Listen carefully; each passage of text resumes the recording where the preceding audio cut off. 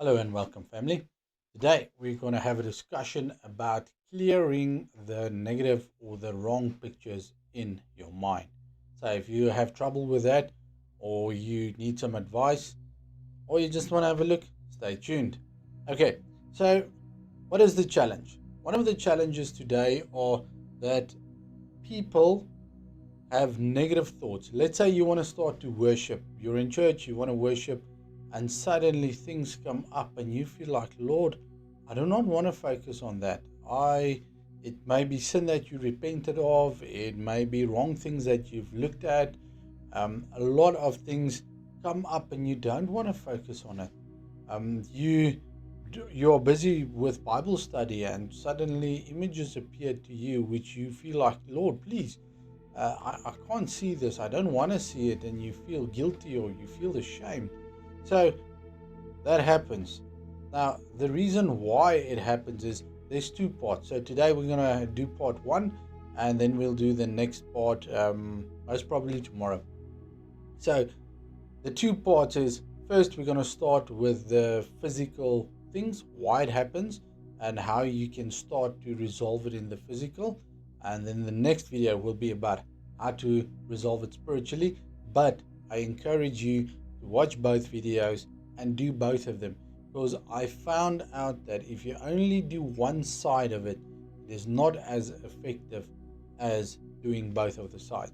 So stay tuned and let's work through it. Okay, so we've got the scenario now, we've got the challenge, and if you can associate with that challenge, it doesn't build your faith. It feels like it just hits you in the knees when you want to stand strong before the Lord.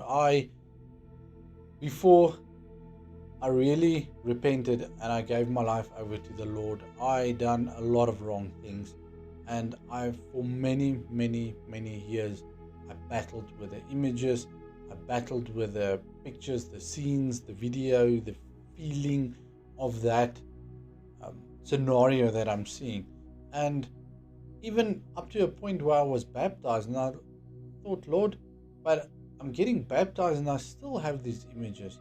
What is going on? Why is it bothering me? And for many, many years, it bothered me up until I learned what is the best way to deal with it. So let me share with you. I shared with you now what was my problem, and it's a problem that I've got or had. I've got experience in it, but that's why I want to share it to you. So it's not that I don't know what I'm talking about, but you may have other practical advice as well. A lot of times you will realize that over, let's say, in the medical industry or the psychology industry, they use different names, but the process might be the same, the process might be different as well.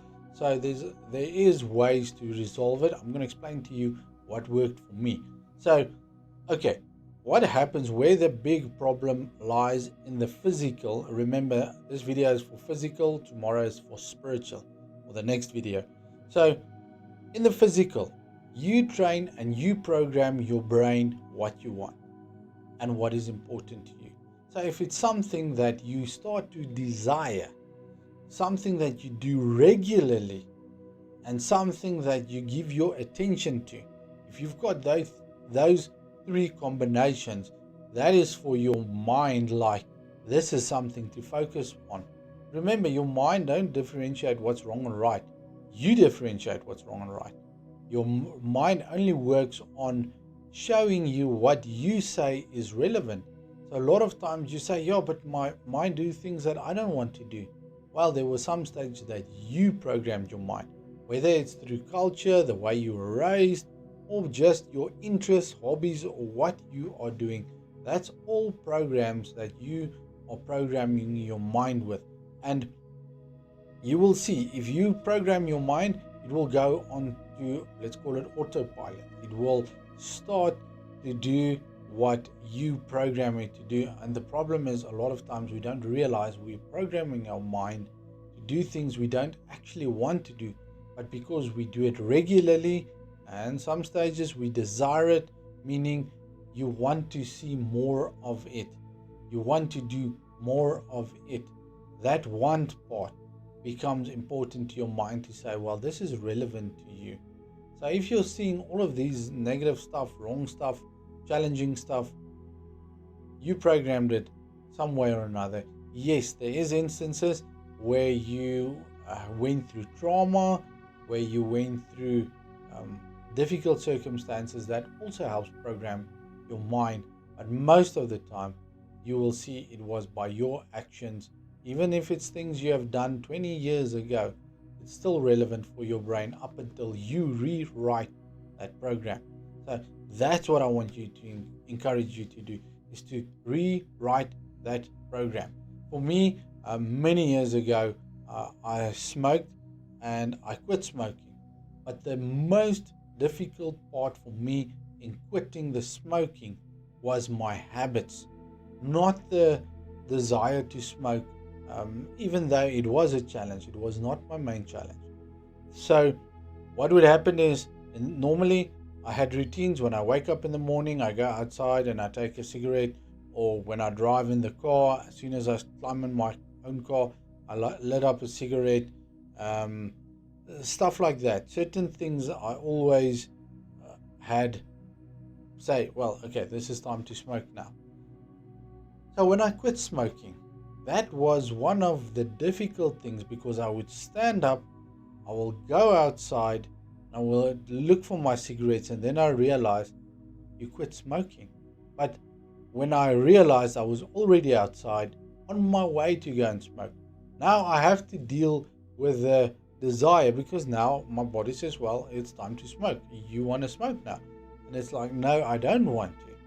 The same thing, getting in a car, it's looking for my cigarettes. Where are my cigarettes? And it went there because I quit smoking. So that was a big problem for me. And another thing was, I like to keep my things in the same pocket. For instance, my phone is in the same pocket, my wallet is in the same pocket, meaning I don't mix them up. If my wallet is in my right pocket, my phone is in the left pocket, and then my cigarettes were either in my side pocket with my wallet or in my shirt pocket. So I would regularly feel, do I have my phone? Do I have my wallet? Do I have my cigarettes? And then you don't have your cigarettes. So that habit was starting to run on autopilot, and I battled to break it, to quit it. But the thing is, it is possible. If you've got the desire to stop and to quit, you can do it. You can press through, but it's going to take some time and effort to break the habits, to break the programming that you already give in your mind. So whatever you have done, there is a way out of it. And the best way is to start as well by praying and asking, Lord, I need your help. I need your advice. I want to get rid of this issue in my life, so that you can get assistance from the Lord as well. So, okay, now you've prayed. Now you know where the problem lies and you're trying to break your habits. Now you need to reprogram your mind what is important. So rather than just doing one thing at a stage, try doing 2 or 3 things. Let's say you have quit smoking. Let's say you are addicted to your phone. That is a big challenge today as well. You see an image on your phone, and after a while, your YouTube or whatever social media realizes you want to see this content because you spend more time on it, and it feeds it more and more and more. And when you realize you are out of control and you can't stop watching those images, you look for it, because especially today with the advertising being personalized, it is designed to pick up what is your interest. So a lot of times there's things that pop up that I don't care, don't want to see, but because I'm a male of certain age, the tendency is to watch this or that thing, and I just block it and delete it if I can. But in any way, that is for me to protect myself from going back to where I were. You're going to have to be alert. You're going to have to be focused and diligent in saying, okay, I'm going to get rid of this, and I'm going to put in practical steps. What can I do? Let's say you're addicted to social media. Limit your time on social media. you get apps, you get settings in the apps that limit your time. Where I know even in Facebook you can say between this time and this time, I don't want it to work, and then you set it so that you can only, let's say, watch it for 1 hour in the afternoon and 1 hour in the morning, or maybe 10 minutes, whatever is going to help you to reduce it and to get rid of it. So that is the physical side that you can do. I want to encourage you. It's very possible to get rid of it, but it's going to take time and effort, except if it's by a miracle, and that happens as well. So don't neglect the miracles, but do not rely on a miracle. It's better to do your part, what you can do, so that the Lord can do what His part is and help you where He can help you. So, and then I also want to encourage you to get something either to distract you during this time, or a good habit that you can start to learn.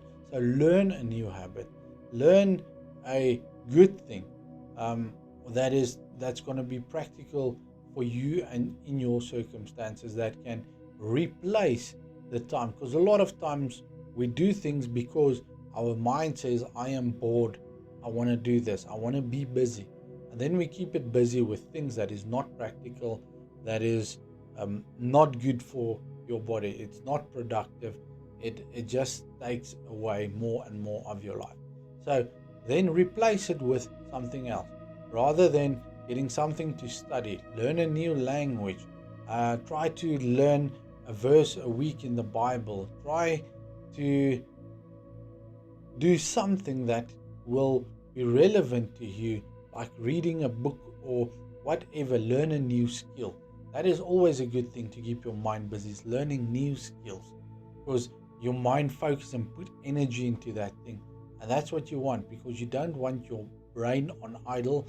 If it's on idle for too long, you will see it will start to run your autopilot program, and you will have the challenges of going back to what you programmed it, even if it's for years.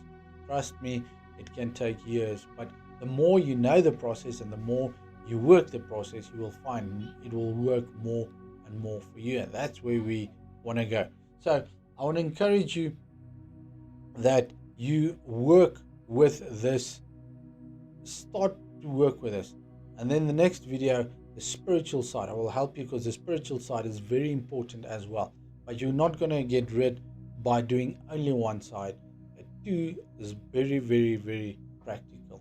So Father, I come today and I pray for everyone watching, that they will be blessed, that they will know that they are loved, they are valued by you, Father, so that they will get healed, delivered, set free, what they need to do.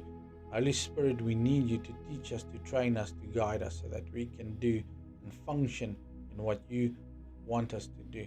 And Father, I come and I speak a blessing over each one that watches this video in Jesus' mighty name. Amen.